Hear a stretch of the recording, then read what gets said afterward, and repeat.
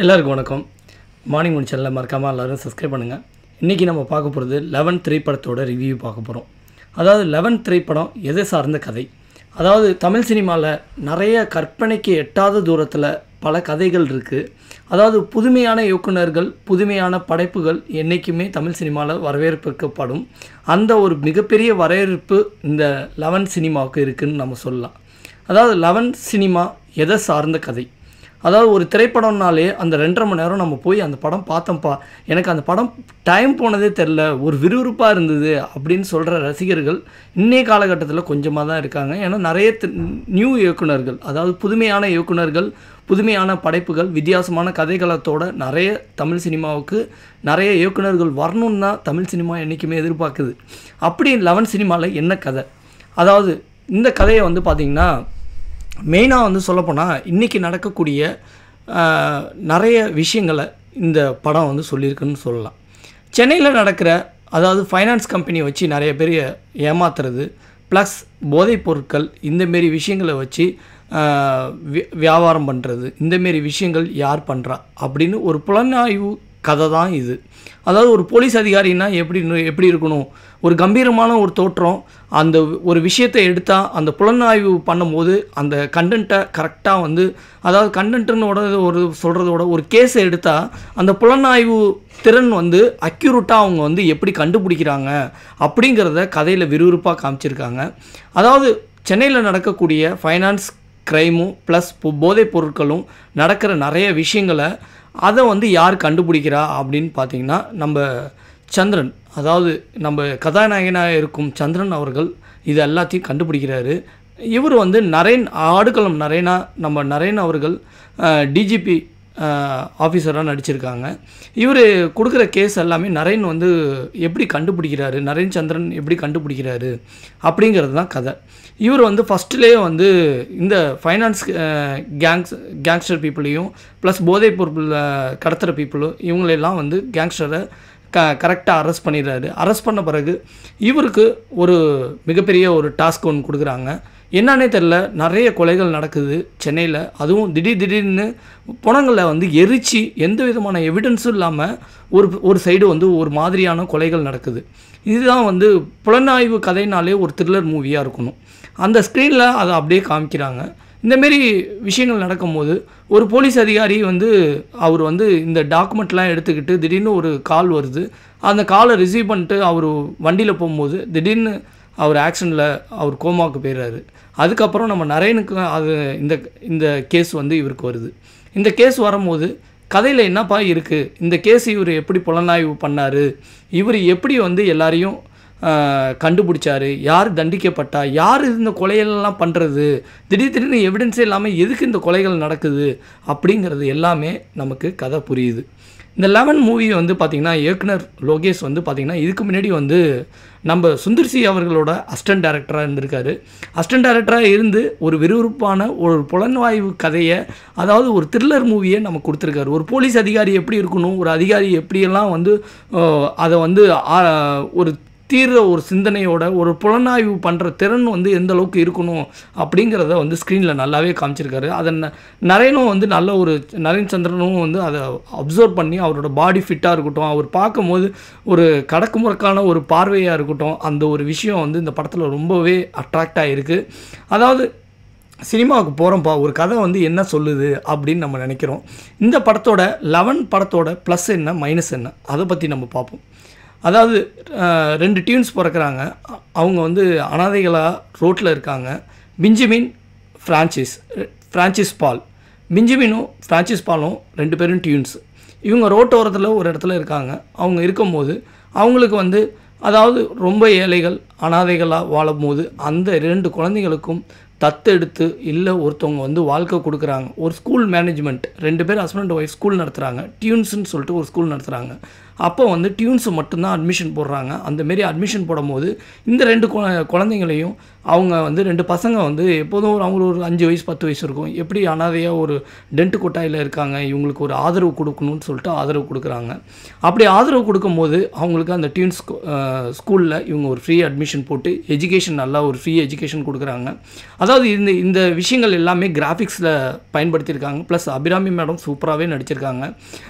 இந்த கதைகளில் இவங்க 2 பேரும் வந்து 2 பேரும் வந்து டியூன்ஸாக இருக்காங்க. மொத்தம் அவங்க கிளாஸில் டியூன்ஸ்னே அந்த ஸ்கூலு மொத்தம் டியூன்ஸே வந்து பார்த்திங்கன்னா ஒரு 10-11 பேர் இருக்காங்கன்னு வைங்களேன். 11 பேரும் டியூன்ஸாக இருக்காங்க. அந்த 11 பேரில் இவங்க வந்து ஸ்கூலில் நடக்கிற ஒரு விஷயம், அதாவது லிபோகோனியான்னு ஒரு வியாதி, அது வந்து டார்க்கான பிளேஸாக அந்த பையன் பார்த்தான்னா அவனுக்கு வந்து மயக்கம் வந்துடும். அவருக்கு வந்து ரொம்ப ஒரு எக்ஸ்ட்ரானரி சவுண்டு வந்து அவருக்கு ப்ரொடியூஸ் பண்ணுறாரு. இந்த விஷயம் வந்து டீச்சர்ஸ்களோ எப்படியோ ஒரு விஷயம், அந்த டார்க்கான விஷயம் வந்து இந்த 2 குழந்தைங்களுக்கு எப்படி இருக்குங்கிறது நம்ம அபிராமி மேடத்துக்கு தெரியுது.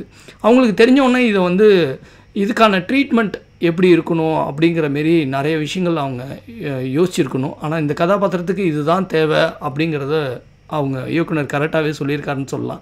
அதுக்கப்புறம் இந்த விஷயங்கள் எப்படி நடக்குதுன்னா, 2 டீச்சர்ஸ் பேசிக்கிறாங்க. இதில் வந்து பசங்க தெரிஞ்சுக்கிட்டு இவங்க 2 பேர் மட்டும் பார்த்திங்கன்னா, ஒரு பையன் வந்து செஸ்ஸில் பயங்கர டாப் லெவலில் இருக்கான், இன்னொரு பையன் வந்து எஜுகேஷனில் டாப் லெவலில் இருக்கான். இந்த அனாதை பசங்களுக்கு ஏன் இவ்வளோ ஒரு அறிவு, இப்படி ஒரு ஒரு மிகப்பெரிய ஒரு திறமை இருக்குது அப்படிங்கிறது மற்ற பசங்களுக்கு இது ஒரு பொறாமைகளாக இருந்திருக்கு. அந்த பொறாமைகளாக இருக்கிறதால இவங்க வந்து ஜஸ்ட்டு வந்து ஒரு ஃபன் பண்ணுறாங்க. ஆனால் எனக்கு என்னென்னா, இந்த படத்தில் வந்து ஒரு மைனஸ் பாயிண்ட்னா, ஏன் வந்து இந்தமாரி ஒரு பாஸ்ட் டென்ஸ் ஸ்கூல் டேஸை காமிக்கும் போது கொஞ்சம் ரியாலிட்டியாக காமிச்சிருக்காங்க. ப்ளஸ் வந்து அது எப்படி வந்து ஃப்யூச்சர் டென்ஸில் அது எப்படி அந்த பசங்களுக்கு ஞாபகம் இருக்கும், உருவம்லாம் அப்படிங்கிறது கொஞ்சம் எலாபரேட்டாக இன்னும் நல்லா பண்ணியிருந்தா இந்த படத்தில் இன்னும் கொஞ்சம் ப்ளஸ்ஸாக இருந்திருக்கும். இன்னும் கொஞ்சம் நிறைய விஷயங்களை இதில் சேர்த்துருந்தா இன்னும் நல்லா எக்ஸ்போசிங், அதாவது ஒரு மூவியை பார்த்துட்டு வரும்போது அந்த 2.5 மணி நேரம் அந்த படம் பார்க்கும்போது அந்த ரசிகனாக அவன் சந்தோஷப்படுற விஷயங்கள் நிறையாவே நினைவுலையும் இருந்திருக்கும் அப்படிங்கிறது தான் என்னோடய சஜெஷன்.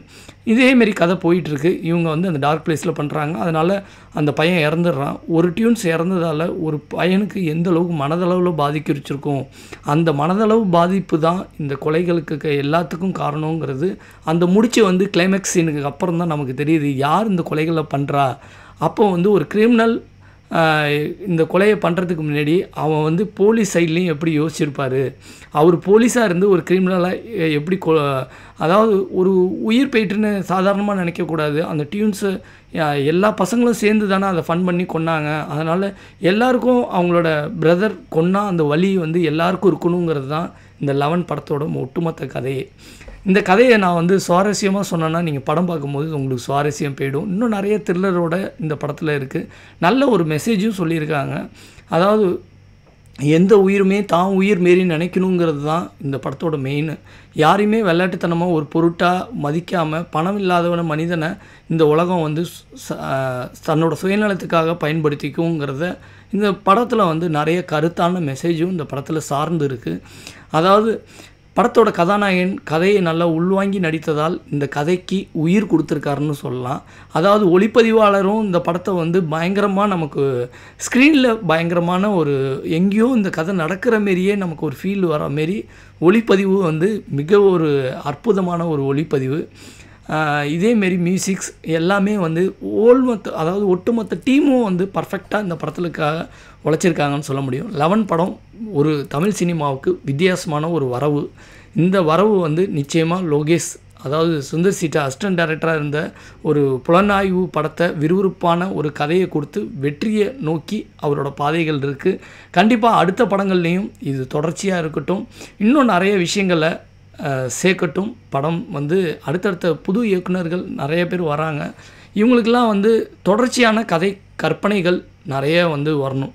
அதாவது சில கற்பனைகள்லாம் வந்து அதாவது நம்ம கனவுல கூட நினச்சி பார்த்துருக்க மாட்டோம். அந்தமாரி ஒரு இமேஜினேஷன் இருக்குது இந்த படத்தில். ஏன்னா டியூன்ஸு எப்படிப்பா 11 பேரும் இதேமாரி டியூன்ஸ் இதில் சேருவாங்க அப்படிங்கிறது ரொம்ப ஒரு ஆச்சரியமாக இருக்குது. டியூன்ஸ் பிறக்கிறாங்க எல்லாமே ரைட்டு தான், ஆனால் ஃபேஸ் அச்சடித்த மாரி பிறப்பாங்களா அப்படிங்கிறது ஒரு 1000ல் ஒரு 10 கேஸ் இருக்கலாம். அந்த 10 கேஸையும் வச்சு எப்படியெல்லாம் வந்து படத்தை பண்ணியிருக்காங்கன்னா உண்மையிலே அட்ராக்டிவாக இருந்தது. அதாவது ரொம்ப நாளைக்கு அப்புறம் ஒரு நல்ல படம் பார்த்த ஒரு ஃபீல் தமிழ் சினிமாவில் ரசிகர்களுக்கு கிடச்சிருக்குன்னு சொல்லலாம். இந்தமாரி படங்கள் நிறைய வரணும். ப்ளஸ் இதில் வந்து நிறைய ஹீரோயினுக்கும் முக்கியத்துவம் கொடுத்து இதுலேயும் ஹீரோயின் கதாபாத்திரத்தையும் ஹீரோக்கு கொஞ்சம் சப்போர்ட்டாக வச்சுருந்தா இன்னும் நல்லா இருந்திருக்கும். ப்ளஸ் கொஞ்சம் கொஞ்சம் காமெடி வச்சுருந்தாங்கன்னா அந்த 2.5 மணி நேரத்தில் ஒரு கதையை சொல்லும் போது மேபி நான் சொல்கிற கதாபாத்திரங்கள் பார்க்குற ரசிகர்களுக்கு ஒரு வழியை உண்டாக்கணும். அவங்க வந்து எப்படிலாம் வந்து அந்த 2 பசங்க கஷ்டப்பட்டுருக்காங்க, அனாதைகள் வந்து தான் உயிர் மாரி என்றைக்கும் எல்லா மனிதர்களும் சமமான நிலையில் திங்க் பண்ணுங்கிறதுக்காக இயக்குனர் அப்படி வச்சுருப்பாரோ அப்படின்னு தான் நமக்கு தோணுது. ஓகே மக்களே, இந்த வீடியோ பிடிச்சிருந்தா லைக் பண்ணுங்கள், மறக்காமல் ஷேர் பண்ணுங்கள், சப்ஸ்கிரைப் பட்டன் ப்ரெஸ் பண்ணுங்கள். தேங்க்யூ ஃபார் வாட்சிங் அவர் வீடியோஸ்.